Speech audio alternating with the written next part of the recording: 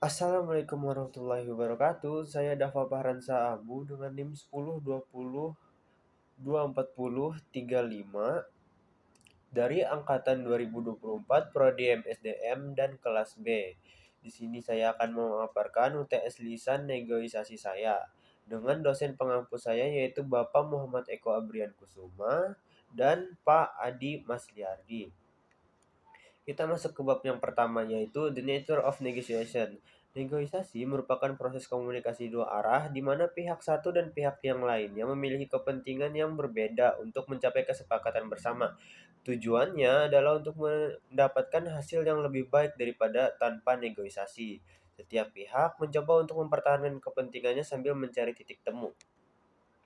Karakteristik negosiasi yang pertama, ada dua pihak atau lebih, dua atau lebih individu, kelompok atau organisasi. Yang kedua, adanya konflik kebutuhan dan keinginan antara dua pihak atau lebih, karena apa yang diinginkan seseorang belum tentu diinginkan oleh pihak lain. Lalu yang ketiga, para pihak bernegosiasi berdasarkan pilihan mereka sendiri. Artinya, mereka bernegosiasi karena mereka pikir mereka bisa mendapatkan kesepakatan yang lebih baik dengan bernegosiasi. Lalu yang keempat, ketika kita bernegosiasi, kita mengharapkan proses memberi dan menerima. Lalu yang kelima, para pihak lebih suka berunding dan mencari kesepakatan daripada berkonflik. Yang keenam, negosiasi yang berhasil melibatkan pengelolaan barang yang berwujud. Contohnya harga atau ketentuan perjanjian. Lalu saling ketergantungan. Dalam negosiasi, ketergantungan atau interdependence adalah elemen utama di mana pihak yang terlibat saling bergantung untuk mencapai hasil yang menguntungkan. Yang pertama itu distributive negotiation atau zero sum, yaitu di mana keuntungan satu pihak ada suatu kerugian bagi pihak lain. Lalu integrative negotiation adalah penciptaan nilai tambahan sehingga kedua pihak bisa mendapatkan hasil yang saling menguntungkan. Lalu alternatif ketergantungan. Yang pertama adalah BATNA, yaitu Best Alternative to a Negotiation Agreement, yaitu konsep yang membantu negosiator mengetahui apa yang bisa mereka lakukan jika negosiasinya gagal. Semakin kuat alternatif yang dimiliki, semakin besar pula daya tawar negosiator dalam mencapai kesepakatan. Lalu yang kedua adalah penyesuaian bersama atau mutual adjustment, merupakan proses di mana masing-masing pihak saling menyesuaikan tawaran dan permintaan mereka selama negosiasi. Setelah itu ada konflik. Konflik merupakan situasi di mana kepentingan, kebutuhan, atau tujuan dari dua pihak atau lebih bertentangan. Dalam konteks negosiasi, konflik muncul karena perbedaan keinginan atau cara mencapai tujuan. Yang pertama adalah konflik intrapersonal. Ini merupakan konflik dari dalam diri individu itu sendiri seperti dilema etis atau keputusan internal. Lalu konflik interpersonal, yaitu konflik antar individu seperti perbedaan pendapat di antara rekan-rekan kerja. Setelah itu ada konflik intragroup. Ini merupakan konflik dalam satu kelompok seperti kemunduran di dalam tim. Lalu yang terakhir, konflik antar kelompok. Ini merupakan konflik antar kelompok seperti antara departemen dalam organisasi atau antar perusahaan. Lalu kita masuk ke bab 2 yaitu strategi and tactic of distributive bargaining. Yaitu negosiasi distributif adalah situasi di mana kedua pihak bertanding untuk meraih keuntungan semaksimal dari sebuah sumber daya terbatas.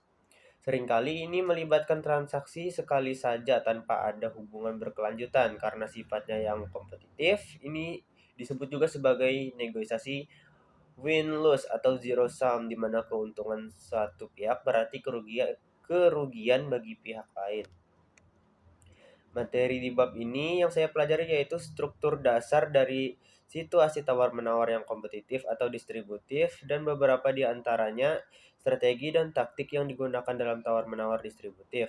Perundingan distributif dimulai dari menetapkan pembukaan sasaran dan titik resistensi yang satu segera mempelajari milik pihak lain dari titik awal dan titik targetnya secara langsung atau melalui intervensi. Biasanya seseorang tidak akan mengetahui titik resistensi pihak lain. Perundingan distributif pada dasarnya adalah situasi konflik di mana pihak-pihak mencari keuntungan mereka sendiri, kadang-kadang dengan menyembunyikan informasi, mencoba menyesatkan, dan menggunakan tindakan manipulatif seperti taktik hardball. Semua taktik ini dapat dapat dengan mudah meningkatkan interaksi dari diskusi yang tenang menjadi permusuhan yang pahit. Agar berhasil, kedua pihak dalam negosiasi harus merasa pada akhirnya bahwa hasilnya adalah yang terbaik yang mereka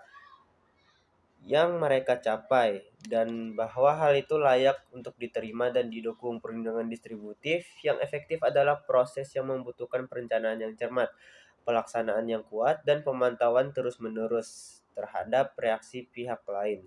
Akhirnya, keterampilan tawar-menawar distributif penting ketika pada tahap klaim nilai dari negosiasi apapun. Ini dibahas secara rinci dalam bab berikutnya, yaitu tentang negosiasi integratif.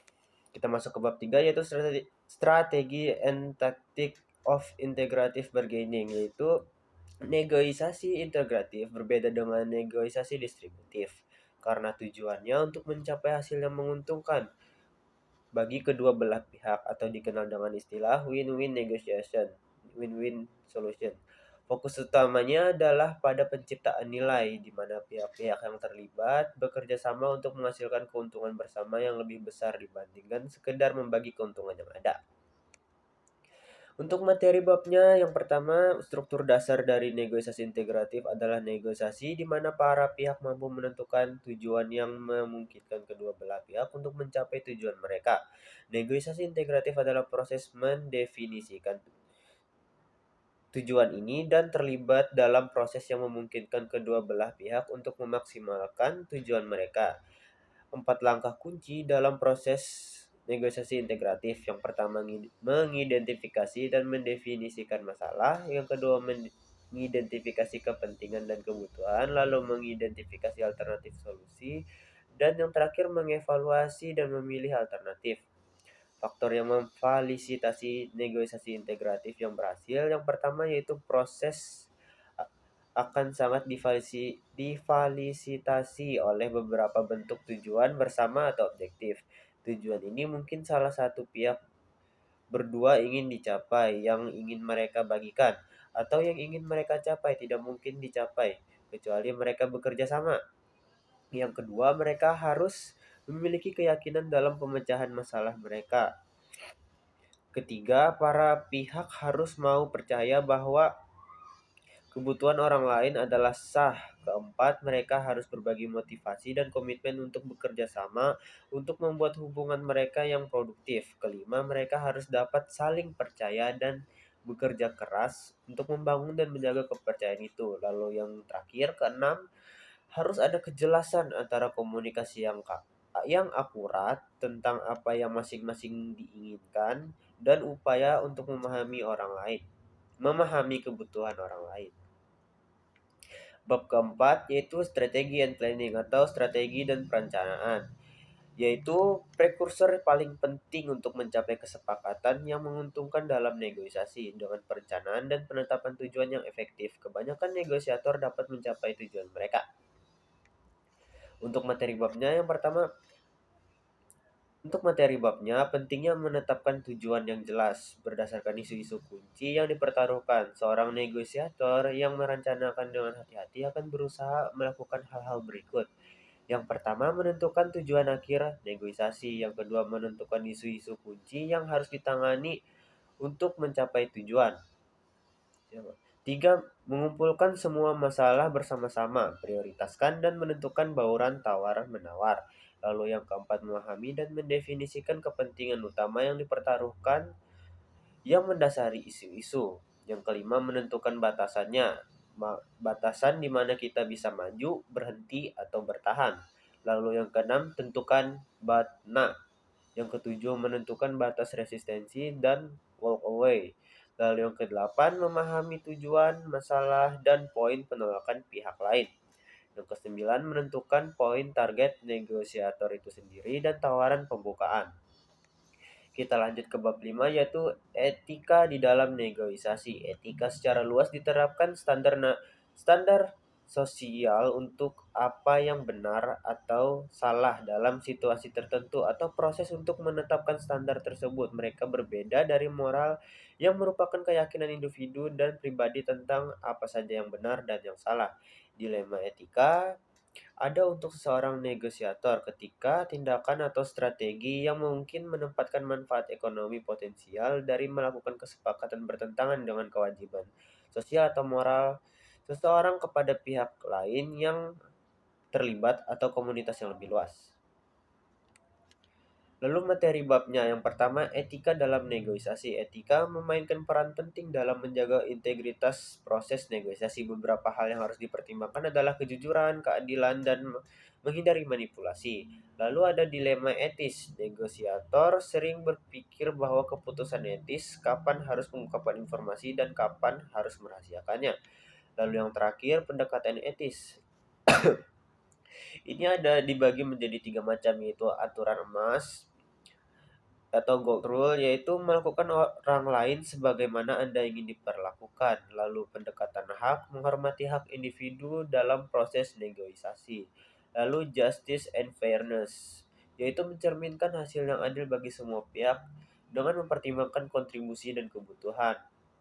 Kita masuk ke bab 6, yaitu persepsi, kognisi, dan emosi. Untuk definisinya, persepsi dalam penilaian negosiasi adalah penilaian subjektif yang dibuat seseorang tentang karakteristik dan tingkat keparahan suatu resiko. Persepsi resiko ini mempengaruhi proses pengambilan keputusan dan respon perilaku. Kognisi dalam negosiasi dapat diartikan sebagai proses yang terjadi ketika berpikir tentang sesuatu atau seseorang dalam negosiasi. Kognisi dapat dipengaruhi oleh bias kognitif, yaitu kesalahan sistematis dalam berpikir yang dapat mempengaruhi cara seseorang menafsirkan informasi, mengevaluasi pilihan, dan memilih tindakan. Yang terakhir, emosi. Emosi merupakan karakteristik yang menentukan dalam negosiasi. Emosi dapat muncul dalam berbagai bentuk seperti kebahagiaan, kegembiraan, kecemasan, dan frustasi. Cara kita memahami dan menanggapi emosi tersebut dapat mempengaruhi dinamika negosiasi.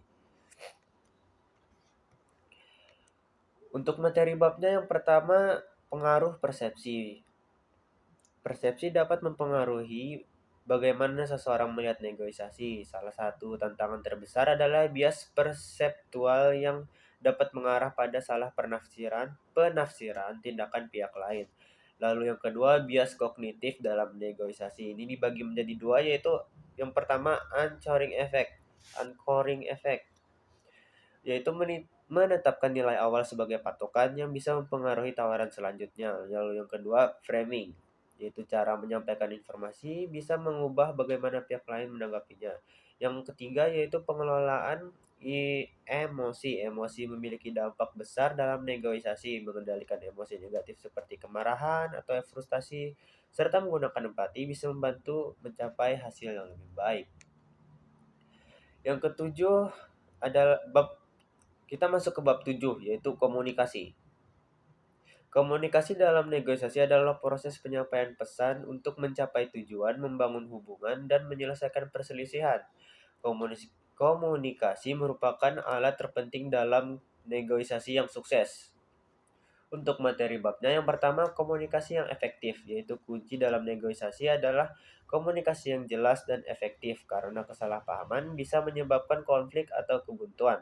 Yang kedua, komunikasi verbal dan nonverbal. Selain kata-kata, intonasi, ekspresi wajah, dan bahasa tubuh dapat banyak menyampaikan informasi.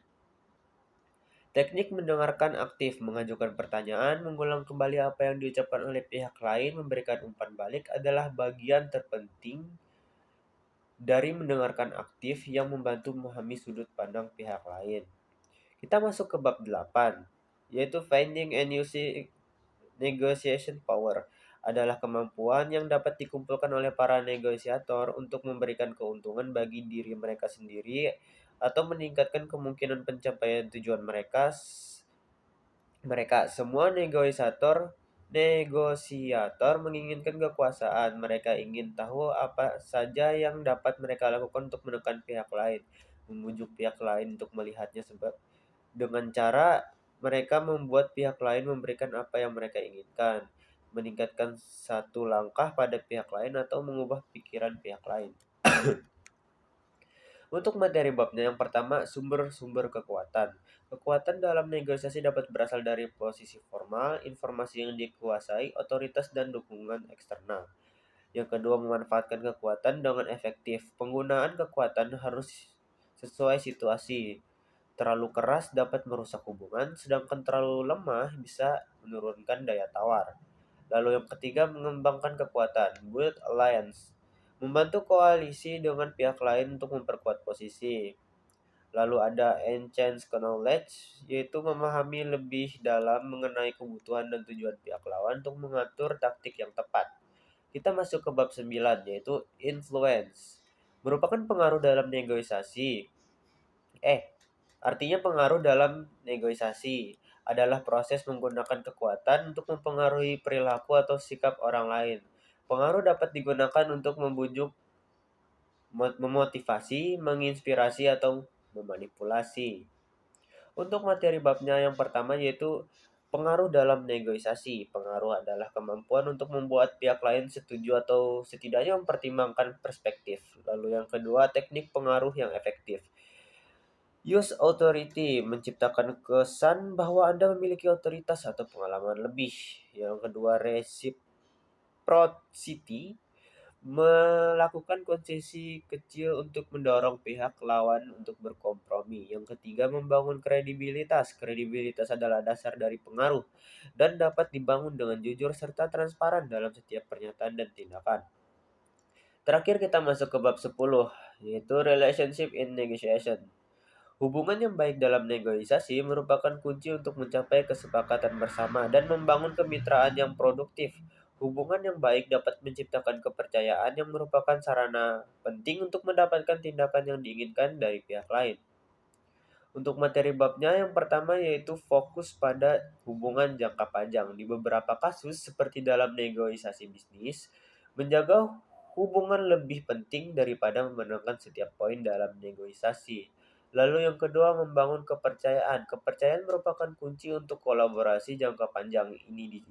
Ini dapat dicapai dengan memenuhi janji dan bertindak transparan. Yang ketiga, pendekatan kooperatif. Dalam negosiasi hubungan seringkali pendekatan kooperatif atau dengan mempertimbangkan kepentingan kedua belah pihak akan membawa hasil lebih baik dan memperkuat hubungan jangka panjang. Itu yang dapat saya jelaskan dalam UTS lisan ini. Sekian dan terima kasih. Assalamualaikum warahmatullahi wabarakatuh.